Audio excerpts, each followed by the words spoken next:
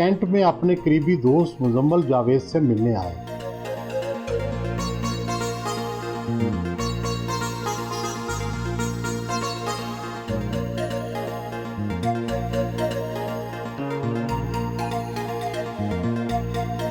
उनके करीबी दोस्त बिजनेसमैन आमिर अब्दुल्ला और तारक नज़ीर भी मौजूद थे। मुजम्मल साहब बताएं, तनवीर साहब एज ए फ्रेंड कैसे हैं? इनकी जो है सबसे आपको कौन सी बात डिफरेंट लगी? मैंने ऐसा बंदा ही नहीं देखा, मतलब इतना हम्बल, इतना प्यार करने वाला, इतना लिहाज करने वाला और इतना हेल्पफुल फॉर एवरीबडी। और आई बिलीव ये सारी क्वालिटीज़ इसके फादर और इसकी मदर से इसके अंदर आई हैं।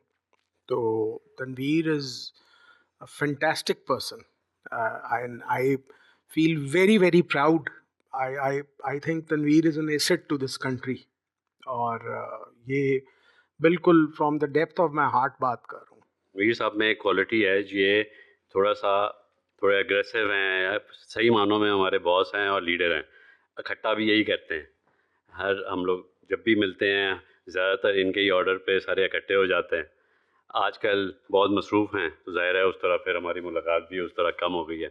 इंटेग्रिटी जितनी तनवीर साहब की मैंने इतने सालों में देखी है, शायद ही कोई मुझे और शख्स मिला हो इनकी इस लेवल की इंटेग्रिटी। इनसे कभी कभार थोड़ा बहुत कारोबार में भी इन्वॉल्व हुए हैं, इन जैसा इंटेग्रिटी वाला शख्स नहीं मिल सकता। ये बिल्कुल छोटे भाइयों की तरह मेरे, और अल्हम्दुलिल्लाह से हमेशा मैंने देखा है कि जितनी डेडिकेशन से, जितनी मेहनत से ये सारे काम, इससे पहले माशाल्लाह पाए का चेयरमैन बना और पाए को कहाँ से कहाँ लेके गया, और उसके बाद फिर अब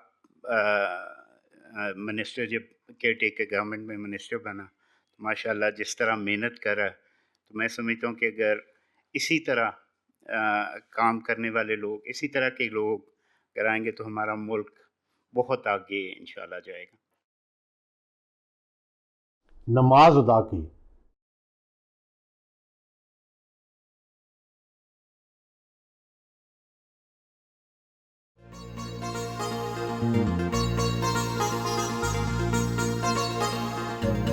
सूप और प्रॉन्स, फिश क्रैकर और चिकन विंग से तवाज़ो की गई।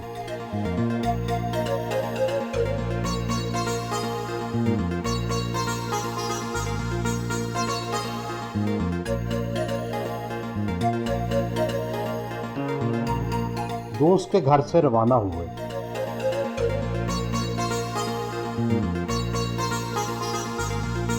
कैप्टा के दफ्तर पहुंचे।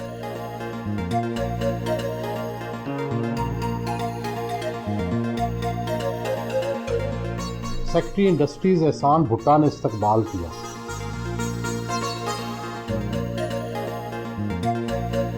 मीटिंग रूम में आए।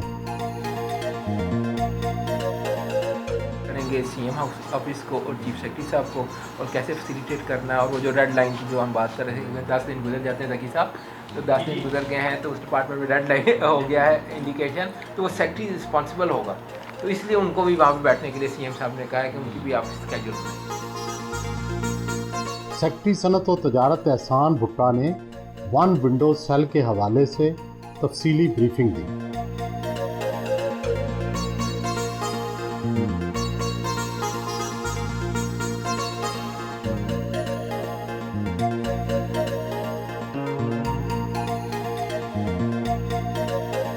रात के वक्त घर वापस आए।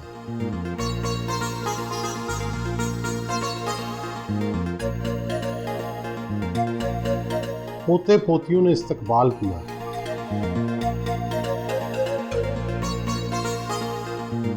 पिछले दिनों आपने उज़्बेकिस्तान और चीन का दौरा किया, वहाँ ज़राअत में होने वाली तरक्की का मुशाहिदा किया। वो कौन से ऐसे तजर्बात हैं जिनसे हम पाकिस्तानी ज़राअत में फ़ायदा उठा सकते हैं? मैं चाइना गया और चाइना का मैंने जाके उनकी यूनिवर्सिटीज़ को विज़िट किया, बच्चों से मिला, प्रोफेसर से मिला। हमारी भी universities as good as China, but हमारे कुछ सिस्टम ऐसे हैं जो उसको रोक रहे हैं, जिसके लिए चीफ मिनिस्टर साहब ने भी फ़ौरन हिदायत की, जो हमारा रिसर्च सिस्टम है हमारी एक यूनिवर्सिटी रिसर्च कर रही है और एक हमारे एक रिसर्च डिपार्टमेंट्स हैं और आपस में लड़ रहे हैं, और ये 1962 से ये काम हो रहा है। तो अभी हम एक कोशिश कर रहे हैं कि हम एक डिपार्टमेंट ऑफ एक्सेलेंस बना के इन सबको उसमें पार कर रहे हैं, और वो पार करने के बाद इनको एक कर रहे हैं कि मिल के काम करें। बाकी पानी का जो हम ज़ाया कर रहे हैं अपने मुल्क में, जो हम 1 एकड़ पे पानी दे रहे हैं पाकिस्तान में, चाइना 100 हेक्टर को पानी दे रहा था। 1 हेक्टर जो है वो 2.47 एकड़ है। आप समझ लें 250 एकड़ को पानी दे रहा था, जो हम 1 एकड़ को ज़ाया दे रहे हैं। वो नहीं ज़ाया करें सर, वो एक एक कतरे को यूज़ कर रहे हैं पानी को। पिछले दिनों आपने कहीं कहा है कि पाकिस्तान को ठीक करना कोई रॉकेट साइंस नहीं है, सिर्फ दरामद और बरामद के जो बिल हैं उनका हिसाब लगा लें और पाकिस्तान ठीक हो जाएगा। अगर इतना ही आसान है तो पाकिस्तान ठीक क्यों नहीं हो रहा? होना चाहिए। आप देखें एग्रीकल्चर में हम लोगों ने 4 महीने, हमारे चीफ मिनिस्टर ने मेहनत की, मैं उनकी टीम का पार्ट था। इसमें जनरल शाहिद साहब भी इन्वॉल्व थे लिम से, और हमारा एग्रीकल्चर डिपार्टमेंट। सिर्फ 4 महीने की मेहनत से $3 बिलियन की रुई हमारे पास आ गई। कपास पहले से ज़्यादा हुई, डबल हो गई सर पंजाब में। इस बार गंदम पे जो हमने मेहनत की है, हम 16 मिलियन एकड़ गंदम जो लास्ट ईयर लगती थी वही लगाने जा रहे हैं। बट इंशाल्लाह हमारा टारगेट है, पिछले से पिछले साल 22 मन पर एकड़ की हमारी यील्ड आई थी, हम 40 का टारगेट कर रहे हैं। अगर हम अपनी गंदम डबल करने में कामयाब हो गए तो ये पहला टारगेट है। उसके बाद हम गंदम के एकड़ कम कर देंगे। अगर हम 4 मिलियन एकड़ कम कर लें और उस पर एडिबल ऑयल प्रोड्यूस कर दें तो सर $5 बिलियन का आप एडिबल इंपोर्ट कर रहे हैं। कंट्री हम एग्रीकल्चर हैं और एडिबल ऑयल हम इंपोर्ट करते हैं पाकिस्तान में, कितनी शर्म की बात है हमारे लिए। तो ये कोई रॉकेट साइंस नहीं है इसको ठीक करना। प्लस जो गवर्नमेंट की पॉलिसीज़ हैं, अगर जैसे टेक्सटाइल इंडस्ट्री है, वो कहते हैं हमारे को रीजनली, मैं सब्सिडीज़ के ख़िलाफ़ हूँ, ये जो सब्सिडी दी जाती है इसमें सब चोरी और बेड़ा गर्क है। बट इंडस्ट्री को रीजनली कॉम्पिटिटिव प्राइस पे बिजली तो दो। अगर इंडिया 6 सेंट पे दे रहा है, बंगला 6 पे दे रहा है, चाइना 6 सेंट पे दे रहा है, तो 14 सेंट पे कैसे इंडस्ट्री चलेगी? ऐसा क्यों है कि कुछ बिजनेसमैन कहते हैं कि इस्तेहकाम होना चाहिए चाहे मार्शल लॉ ही आ जाए? तो क्या जमहूरियत एक बेहतर निज़ाम नहीं है जिसके ज़रिए इस्तेहकाम आ सकता है? नहीं, ऐसी बात नहीं है। देखिए, बिजनेसमैन ये कहता है कि पॉलिटिकल स्टेबिलिटी चाहिए। जो भी हुकूमत है, जो भी आ जाए, वो लॉन्ग टर्म रहे, टाइम पूरा करे। जब एक पॉलिसी आप बनाते हैं, उसको जब चेंज कर देते हैं तो काम चलता नहीं है। अब देखें ना, पूरी इंडस्ट्री 6% इंटरेस्ट रेट था, अब आप उसको 25% कर दिया तो पूरे पाकिस्तान की इंडस्ट्री कोलैप्स हो गई।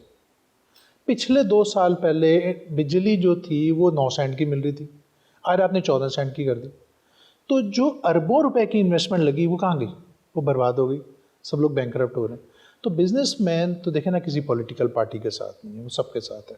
मगर बिजनेसमैन ये कहते हैं कि सर स्टेबिलिटी दे दें, एक स्टेबल पॉलिसी हो कि वो अपनी प्लानिंग कर सके, क्योंकि बिजनेसमैन 10-10 साल की प्लानिंग करके इंडस्ट्री लगाते हैं।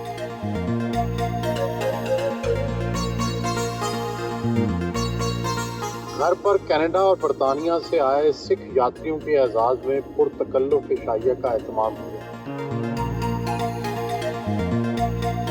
इशाइया में निगरान वज़ीर आला पंजाब मोहसिन नकवी, काबीना के अरकान और कारोबारी शख्सियात ने शिरकत की।